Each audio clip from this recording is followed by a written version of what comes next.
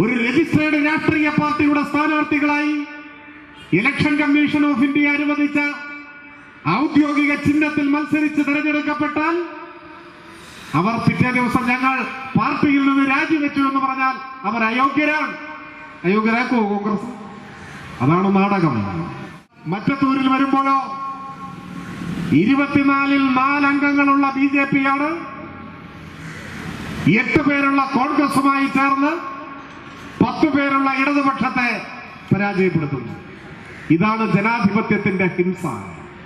ഇതാണ് ജനഹിതത്തെ അട്ടിമറിക്കൽ. ഇവിടെ പറഞ്ഞതുപോലെ കേരളത്തിന്റെ രാഷ്ട്രീയ രംഗത്ത് ഇപ്പൊ മറ്റത്തൂർ എന്ന നാടറിയപ്പെടുന്നത് വഞ്ചനയുടെ നാടായിട്ടല്ലേ? രാഷ്ട്രീയ വഞ്ചനയുടെ നാട്. ശരിക്കും അങ്ങനെയാണോ അറിയപ്പെടേണ്ടത്? ഈ നാട്ടിലെ ജനാധിപത്യവാദികളായ മതനിരപേക്ഷവാദികളായ മനുഷ്യർക്ക് തീർത്താൻ തീരാത്ത കളങ്കമല്ലേ കോൺഗ്രസ് എന്ന രാഷ്ട്രീയ പാർട്ടി ഉണ്ടാക്കി വെച്ചത്? 8 പേർ കോൺഗ്രസിൽ നിന്ന് രാജിവെച്ചു പോലും. അങ്ങനെയെങ്കിൽ അവരെ അയോഗ്യരാക്കണ്ടേ?